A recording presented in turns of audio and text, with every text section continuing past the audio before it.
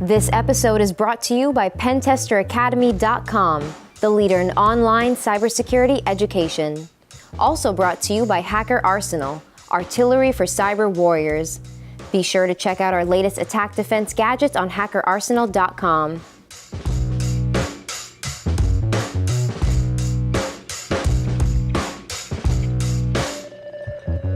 Hey everyone, I'm sitting down here with Joe FitzPatrick. Thank you so much for joining us today. Thanks for having me. Absolutely. So now, is this your first time at hardware.io? No, I've been to all three of them. Okay, and so how did you get involved in the first place? Antrishka had contacted me before when they started planning the first one, and so I kind of got involved early on. I did training for the past 3 years at the conference, and I've also been on the review board for accepting the submissions. Oh, nice. Okay. And so now, what do you do for a living currently? So I call myself a trainer and researcher. So my priority is I do hardware security training, teach classes on embedded and x86 system hacking, pen testing, reverse engineering. And now, what does a typical day look like for you, if you have a typical day, that is? Well, the typical day I'm at a conference, I wake up bright and early and go get ready for training and spend the entire day, presenting, answering questions, and then falling asleep as soon as the class is over because I'm so exhausted from standing all day. I don't blame you on that one. And what made you interested in getting into the cybersecurity field in the first place? I've kind of always been a tinkerer. I've always been taking things apart and repurposing them. So that combined with electrical engineering background, I worked several years doing debug of silicon, and actually had the opportunity to kind of merge the two of them and work on product security for desktop and server CPUs, doing silicon pen testing, both pre and post silicon. So. Nice. Okay. So I know that you just did a talk. Thank you for sitting down after the talk. Appreciate it. So tell me a little bit more about your talk and some of the highlights of it. So for this talk, it was a whole bunch of small projects that I and a friend of mine, Mike Leibowitz, had been working on for a while. We kind of figured out we could take all these little projects we put together and wrap them together and put a theme on it. What we did is we had several different hardware security devices that people use, RSA tokens, YubiKeys, things like that, trusted platform modules. And we kind of took an approach that, these are hardware devices. We know how the hardware works. We could go down the hardware path, but we were more concerned with how people actually use these devices in real life. And so we kind of looked at that and decided wow, there's actually assumptions people make about secure hardware devices that are not true. And if we can take advantage of those, we can, take advantage of counterfeiting by making a fake device or tampering with modifying a device quickly and rapidly that may or may not be difficult to detect, so that we could go and undermine this hardware security that someone has put so much effort to use. Okay, wow, that's incredible. And so, personally speaking, what do you find most interesting about the cybersecurity field? It's still a very particularly the hardware side of information security. It's still very young, so there are not a lot of how-tos, not a lot of expected procedures of both designing secure products as well as testing products for security. The software realm has finally gotten to the point where they've documented a lot of this, and there are some accepted standards.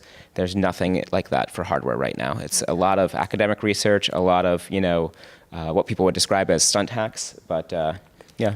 Nice. Okay. And so, given all your years of experience, what do you think is one of the biggest growing threats in the cybersecurity community today? And, what could we do to, prevent that possibly? Fundamentally, I think what causes a lot of the issues we encounter is increasing complexity. And, we have decades and decades of both hardware and software trying really hard to take something complicated, something abstract, and to wrap it up, rationalize it, turn it into a representation that people can understand. And so we have layers upon layers of these abstractions, and we're more rapidly developing these layers. So we have software stacks on top of software stacks that make everything easy, because it's just a matter of pulling code from 15 different sources to run on top of an operating system you got from somewhere else on a chip that is made by 3 companies' IP blocks glued together. So all this results in devices that are so complicated, no single person can truly understand the whole device, which means that anybody who takes the time to inspect all of these levels is likely to find some vulnerabilities, opportunities where these abstraction layers are flawed. Okay. And just out of curiosity, would you say that there's a bit of a job gap in the cybersecurity field? Like, do you think that it's lacking at the moment, or what do you think? I think that there is, a job gap or a skills gap. Yeah, right. I think there are plenty of jobs. I think that there are a lot of people with skills. And then one of the interesting things about this field is anyone who's been in this field for a long time does not have a degree in it, because there weren't degrees in this field, specifically information security. So there's a lot of people who come with strong backgrounds. I came from a hardware background. Some people come from software development backgrounds. Some people go from political science backgrounds. All these aspects to come together, and when you take a diverse piece of background with the mindset of how to break and secure a system, that is the most powerful combination to be useful in this field. I don't see an academic program solving that, right? You can't necessarily do a degree in security and suddenly get all this knowledge. You have to have relevant topical knowledge plus a mindset of approaching a problem a certain way.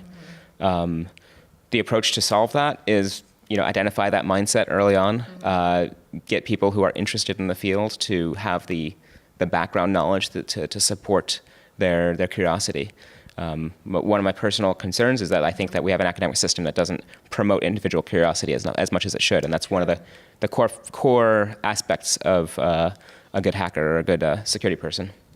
Absolutely, I agree. Joe, thank you so much for taking the time and sitting down. I really appreciate it. Thanks again for having me. Absolutely. This episode was brought to you by Pentester Academy, the leader in online cybersecurity education. Also brought to you by Hacker Arsenal, artillery for cyber warriors. Visit us on hackerarsenal.com to check out our latest attack defense gadgets.